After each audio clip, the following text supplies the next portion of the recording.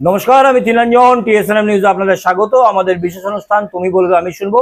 এতে আমরা কিছু বলি না, এতে বলে মানুষ, সাধারণ মানুষ, নেতা, প্রশাসন, আমাদের মাধ্যমে একটা বার্তা যায়। আজ আমরা দেখাবো একটা প্রাথমিক স্কুল এবং আইসিডিএস সেন্টারের ওপেনিং। এরকম স্কুল আইসিডিএস সেন্টার তো অনেক ওপেনিং হয়, কেন দেখাচ্ছি আমরা এই ওপেনিং উদ্বোধন করলেন বারাবণী পঞ্চায়েত সমিতির সভাপতি অসিত সিং, উদ্বোধন করলেন বারাবণী থানার ভারপ্রাপ্ত আধিকারিক দিব্যেন্দু মুখার্জি এবং অনেকেই ছিলেন। কিন্তু এই স্কুলটা উদ্বোধন, এটা আমরা কেন দেখাচ্ছি? চারিদিকে স্কুল উদ্বোধন হয়, আমরা দেখাই না। এটা আমরা দেখাচ্ছি কি কারণে? প্রথমে ছবি দেখুন, শুনুন, তারপর বিস্তারিত আসছি।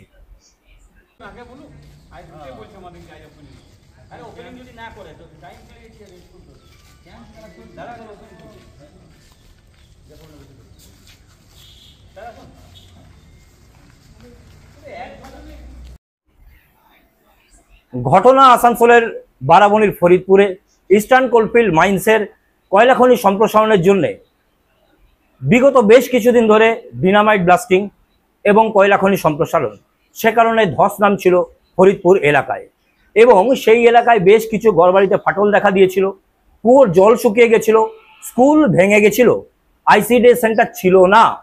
এবং যে ছবিগুলো আমরা দেখিয়েছি এবং দেখাবো সেটা হচ্ছে যে একটা ভাঙা গুমটিতে সেখানে টিফিন ক্যারিয়ার শুধু আসতো, পড়াশোনা হতো না। বছরের পর বছর বাচ্চাদের পড়াশোনা সেখানে বন্ধ হয়ে গেছিল।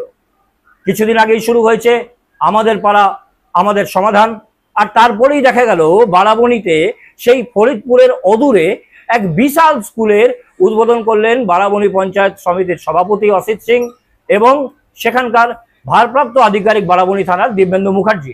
এবং যথারীতি মানুষ এই স্কুল পেয়ে অনেকটাই খুশি, তবু কিছুটা বাকি রয়ে গেছে। সেটা কবে হবে সেই জিজ্ঞাসাই করছে সেখানকার মানুষ। শুনুন অসিত সিংয়ের বক্তব্য, শুনুন গ্রামবাসীদের বক্তব্য। হলো এবং মানুষের কতটা সুবিধা। এবং এখানে আপনারা জানেন যে এখানে একটা মাইন্স হয়েছে ইসিএলে, সেখানে যেখানে একটা স্কুল ছিল এবং আইসিডিএস ছিল, ওটা ধস কবলিত এলাকায় ছিল।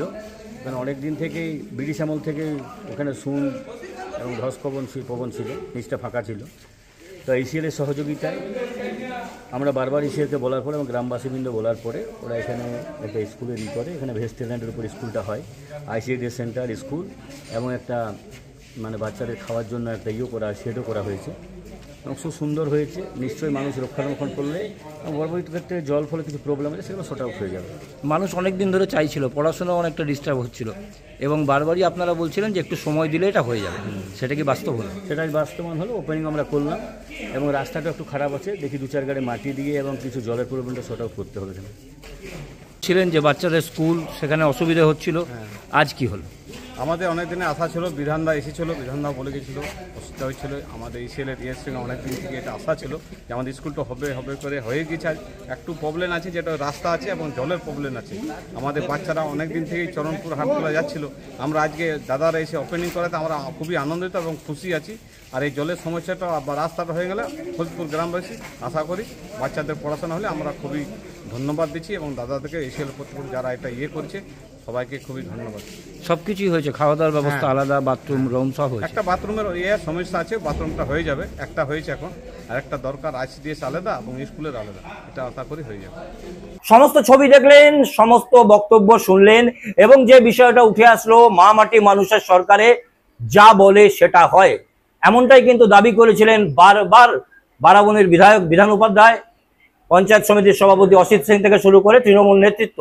এবং ঠিক সেটাই দেখা গেল, দীর্ঘ সময় পর মানুষের যে চাহিদা ছিল এবং বাচ্চাদের স্কুলে পড়ানো শিক্ষা, সেই শিক্ষার যাতে কোনো রকম ব্যাঘাত না ঘটে সে কারণে তৈরি করে দেওয়া হলো নতুন স্কুল। তুমি বলবে আমি শুনবো, দেখতে চোখ রাখুন পরবর্তী এপিসোডে।